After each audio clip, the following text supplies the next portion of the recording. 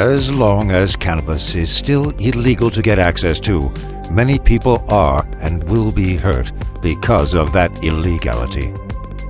The international premiere of the documentary Grassroots, The Cannabis Revolution was held in Dublin. For 3 years, filmmaker Dale Beaumont-Brown followed Clark French, a young guy suffering from multiple sclerosis.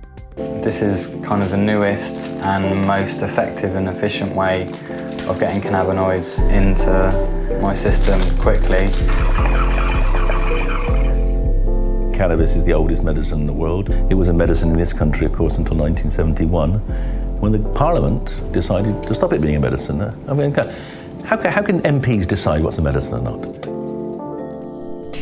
Clark is founder and director of the United Patients Alliance, a support and campaigning community for medical cannabis patients in the United Kingdom. There's people out there providing cannabis oil for free to patients, and they are the unsung heroes of this movement, and they are who we need to be celebrating. You see, the major flaw with prohibiting any substance is that if people like to take that substance, for whatever reason, somebody will supply it to them. People like to think of this as the war on drugs. I think it's actually a war on people. Without people like Clark, without people who's putting their body and their livelihood on the line every day, he's basically getting in front of my camera. That's what it was like shooting Grassroots. He's getting in front of my camera and he's bearing his soul to everyone, the potential for millions and millions of people, and he's basically admitting in public that he's a criminal and he consumes cannabis. And he's putting his livelihood on the line. He could be facing prison. But a lot of people in similar positions to Clark, they do exactly the same thing. In the film, I do go in deep into my personal life and to why I consume cannabis and into my family history as well. It gives me something back that MS took away. I'm standing up for my rights to live. I'm standing up for my right to be myself. I live it every day. I can't not be in it. I live it every single day. It's a very, very personal film to me, so the fact that people were applauding it just meant a lot to me, made it worthwhile. Something has to have gone wrong somewhere where there's a criminalisation on people that are already suffering and are already on the fringes of society.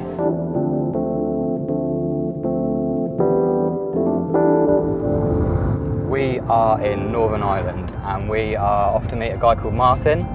He has had some trouble with the law, so unfortunately it seems that he's going to Crown Court soon. Martin has been helping sick people to get access to the medicine that they need.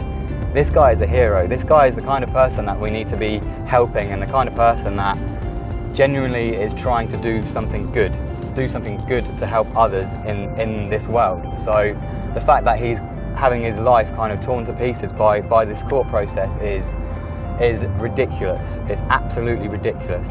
I want to know how this is really affecting Martin's life. I really want to know what it's doing to him and how it's affecting his family and his wider group of friends. I want to know the impact of prohibition on Martin's life. It's at 6 o'clock on the button, 24 police flood the house. And 24? 24, there was 24 police officers. For you, 24 police officers? It was a decent sized property, but they literally come in like it was like ants. But they were taking pictures of a money bag found in a drawer to make out that it was dealing weed and dealing hash and things. But what the police very, very quickly found was that the hash had no THC in it, and the weed was exactly as what I needed on a medical basis. People come to me and ask me for help, and I'm not going to say no. They ask me for knowledge and can I help them, and I can help them. And to say no is a crime, it's inhumane.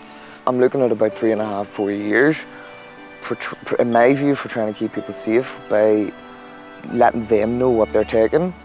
I won't go to a courtroom and say I'm guilty of a crime. I'm going to say I did it, but I don't feel guilty. I'm not guilty.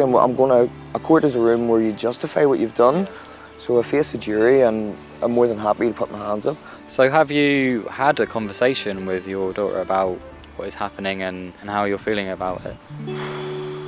Yeah, Abigail's 6. I have tried at least 5 times now. And it's driving me crazy. I can't. I've tried to get to her and say, I don't know whether I should lie to her, tell her I'm going to work, which is wrong, or tell her I'm going to go to jail, which is going to leave her feeling that her daddy's a criminal, he's done something wrong, he's a bad person. But I'm getting took away from my daughter, over trying to stay healthy so I can look after my daughter.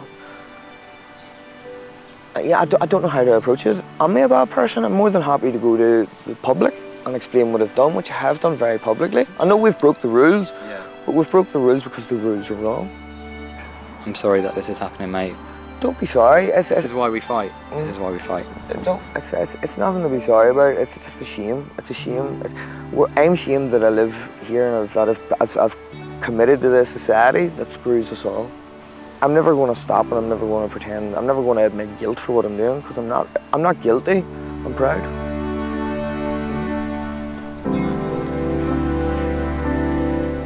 Martin's trial is due on the 7th of November. Your source of cannabis news. Cannabis News Network.